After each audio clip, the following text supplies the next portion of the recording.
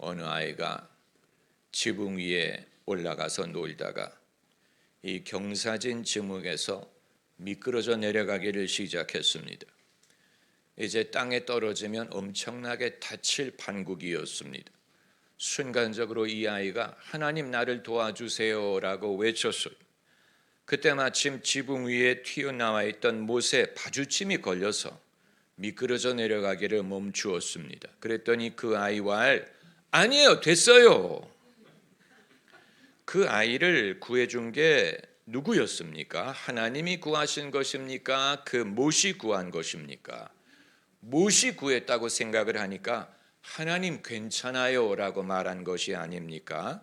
하나님이 그 순간에 그 못을 사용하여 구해줬으리라고 생각하기가 어려운 것입니다.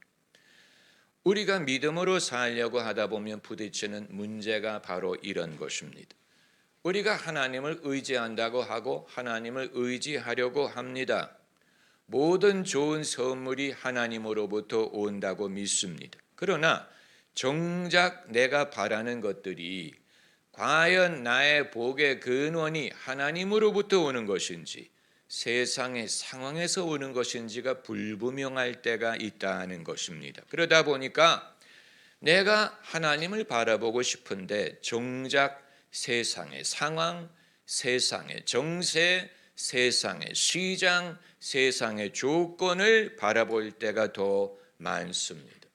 예를 들어 주식시장을 움직이는 요소가 무엇인가? 하나님이 주식시장을 움직이시는가? 아니면 금리라든가 경기라든가 AI라든가 심지어 트럼프 대통령의 말 한마디가 시장을 움직이는 것 같고, 그리고 테크 자이언트들이 그들에 의해서 시장이 좌우되는 것처럼 보일 때는 우리가 마음으로는 하나님을 의지한다고 말을 하지만 우리의 눈과 귀는 세상을 바라보려고 하는 거예요. 세상의 동향, 세상의 정세, 세상에 돌아가는 데 온통 맞춰져 있다 보니까 찬송가를 부를 때는 만복의 근원 하나님이라고 하는데 실제로 우리의 복의 근원이 금융시장처럼 여겨지고 대통령의 말 한마디에 좌우되는 것 같고 세상의 조건이 내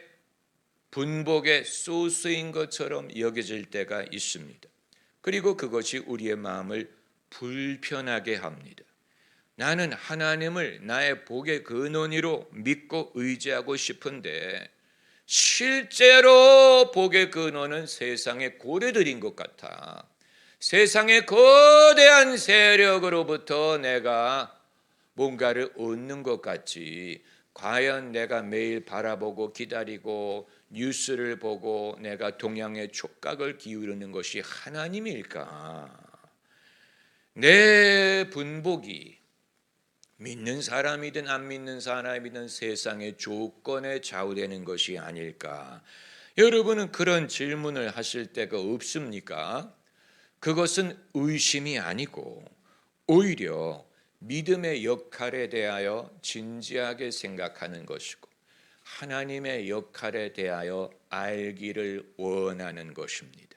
하나님이 내 인생에 과연 얼마만큼 역사하시는가를 알고자 하는 것입니다. 정말로 이것이 하나님으로부터 오는 것인지 아니면 남들처럼 우연에 의한 것인지 세상의 조건에 의한 것인지 누군가의 너그러움에 좌우되는 것인지, 만약에 이 부분에 대하여 흡족한 답변을 얻지 못한다면 그 사람은 믿음을 떠나가든가 아니면 냉담해질 수 있는 위험이 존재합니다. 내가 냉담해지지 않기 위하여 일부러 하나님의 역할을 내 인생에 끼워 맞추려고 할 수는 없습니다. 내가 믿음을 잃어버릴까 봐, 내가 하나님을 멀리할까 봐 일부러 하나님을 내 인생의 소스로 끼워 맞추려고 할 수 없다는 말씀을 드리는 것입니다. 여기에 대하여 우리가 하나님께 여쭤봐야 됩니다. 하나님이 어떤 일을 하십니까? 하나님이 얼마나 내 분복을 좌우하십니까? 내가 받는 일, 기다리는 일이 얼마나 하나님의 의에 좌우됩니까? 아니면 이것이 내 노력의 결과입니까? 아니면 운에 의한 것입니까? 우연한 세상의 변화에 의한 것입니까? 이것은 합리적인 질문이고 하나님의 역할에 대한 진지한 질문이고 이 질문에 대한 해답을 얻을 때 우리의 믿음이 반석 위에 설 수가 있습니다. 블레셋 사람들이 그 질문을 한 적이 있어요. 이스라엘은 그런 질문을 했다는 성경 구절이 없지만 블레셋 사람들이 이스라엘의 언약궤를 훔쳐갔다가 그 언약궤 때문에 독종이 발생을 하고 많은 사람들이 병이 생기는 것을 보고 이건 언약궤를 가져왔기 때문이다. 언약궤를 돌려줘야 된다. 언약궤를 이스라엘에 돌려주되 그냥 돌려주지 말고 금을 더해서 돌려줘라. 그래서 소가 끄는 수레에 언약궤를 싣고 보내면서 말하기를 만일 이 언약궤를 돌려준 후에 독종이 사라지면 이 독종은 하나님으로 말미암았다는 증거고 만약에 안 없어지면 그냥 이것은 우연했다는 증거다. 그런데 언약궤를 돌려주고 나니까 과연 독종이 사라지는 것을 보고 이건 하나님으로부터 말미암았다라고 결론을 내린 것입니다. 이 사람들이 이게 과연 어디서 온가 하는 것을 합리적으로 물어본 거예요. 이게 하나님으로부터 온 것인가 우연한 것인가 그걸 테스트하기 위해 이 언약궤를 돌려주고 그 결과가 어떻게 되는지를 보기를 원했던 것인데 우리는 독종으로 하나님을 확인하고 싶지는 않습니다. 우리는 좋은 것으로 확신하고 싶죠. 할렐루야. 좋은 것이 과연 하나님으로부터 왔느냐.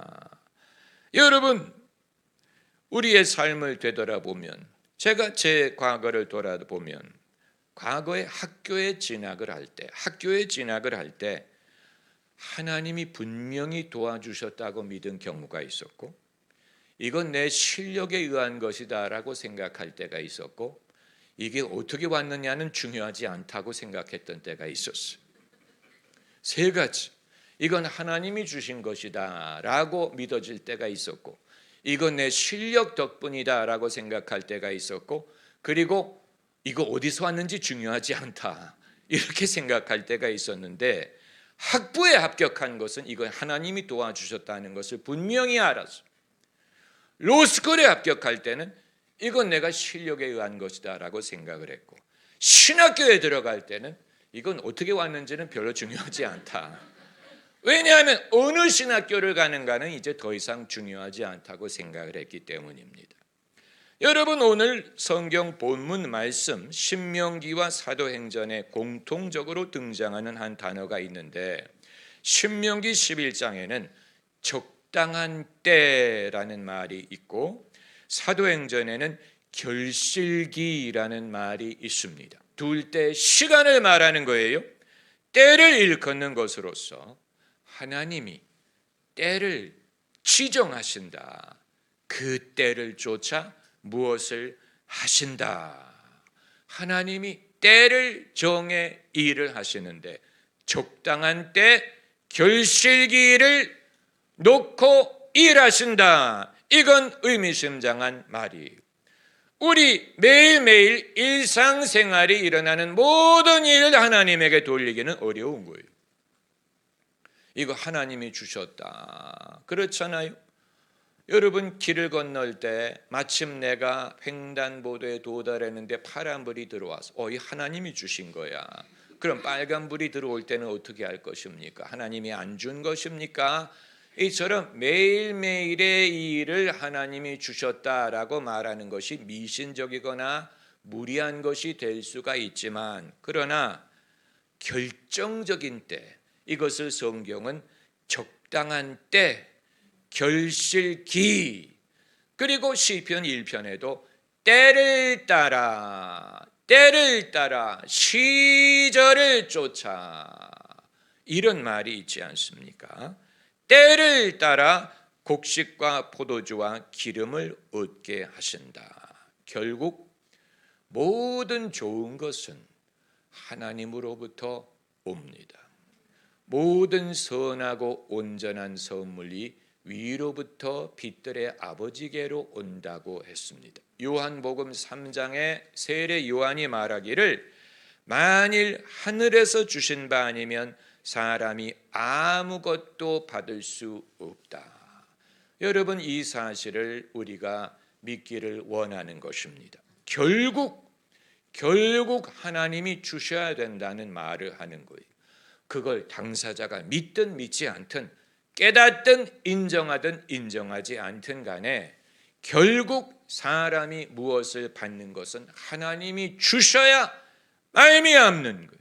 이 원칙을 적용하면 시장이 호황이어서 얻는 게 아니고, 이것이 한두 사람의 테크 자이언트에 의한 것도 아니고, 이것이 엔비디아에 의한 것도 아니고, 이것이 트럼프에 의한 것도 아니고, 이것이 AI에 의한 것도 아니고, 이것이 어떤 사람에 좌우되는 것이 아니고, 어떤 경로를 통해서 오든 간에 하나님이 안 주면 받을 수가 없어요. 그렇기 때문에 엉뚱한 것을 바라보는 사람은 엉뚱한 것을 바라보는 거예요. 엉뚱한 것에 기대는 것입니다. 나의 도움이 삼성전자에서 온다, 이렇게 말할 수 있는 게 아니에요. 나의 도움이 무슨 트럼프에게서 와, 이런 식으로 말을 할 수 있는 게 아니고, 그 사람들도 그 기업체도 하나님이 안 주면 아무것도 받을 수가 없어요. 우리 모두는 연약한 인간이기 때문에, 할렐루야, 우리 모두가 연약한 인간이에요. 느부갓네살 왕이 천지를 호령하는 인물이었는데, 느부갓네살이 치매가 들었다고 해서 성경에 치매라는 말은 하지 않았지만 머리가 길게 늘어지고 손톱이 길게 돼가지고 들판에 헤매면서 이슬을 마실 때가 있었어요. 느부갓네살 왕이, 천지를 호령하는 황제가, 그 마음이 조금 나사가 비틀어지니까 머리를 길게 하고 들판에 배회를 하더라. 하나님이 주지 않으면 어느 누구도 받을 것이 없습니다. 나의 도움이 어디서 올꼬? 천지를 지으신 여호와에게서로다. 여러분, 우리 모두가 알고 싶은 것은, 그럼 나는 하나님에게 무엇을 받았을까 하는 것. 나는 하나님에게 무엇을 받았을까? 나는 목사님이 당신의 삶에 뭐를 받았다고 말하는 게 이제 듣기는 진력이 났는데, 이제 내가 무엇을 받았는가를 좀 알기 원하는데, 과연 나는 무엇을 받았습니까? 여러분, 그러기 때문에 적당한 때를 기다릴 필요가 있는 것이고, 결실기를 우리 모두가 기다리는 것입니다. 결실기라는 말은 열매를 맺을 때라는 말이에요. 결실기가 오지 않았는데 서두른다면 우리는 스스로를 불행하게 만드는 것입니다. 결실기가 오지 않았는데 서두를 수 없어요. 나의 가장 막강한 적은 세상도 아니고 마귀도 아니고 내 자신의 욕심과 불신이, 내 자신의 불신. 이스라엘을 가로막았던 것은 아말렉이 아니고, 아말렉이 왔지요. 그러나 아말렉이 문제가 아니에요. 더 큰 문제는 이스라엘의 불신, 그들의 조바심, 두려움, 불평, 이게 더 막강한 적이죠. 더 막강한 적. 이 막강한 적이 내 안에 있다는 사실을 모르기 때문에 어떻게 대처할지를 모르는 거예요. 우리의 감정을 조절할 줄 모르는 거예요. 어떻게 감정을 조절합니까? 믿음으로 조절합니다. 성령을 쫓아 행하라. 그리하면 육신의 소욕을 이루지 아니하리라. 감정 자체와 씨름을 할 수 없어요. 감정이 100이면 100 이겨요. 그러나 감정과 씨름하는 것이 아니고 성령을 쫓는 것입니다. 여기 성경 어디에 육신과 씨름하라는 말이 없잖아요. 육신을 뭐 절제하라, 다스리라. 누가 육신을 다스립니까? 성령을 쫓아 행하노라면. 그러니까 길이 다른 데에 있는 거예요.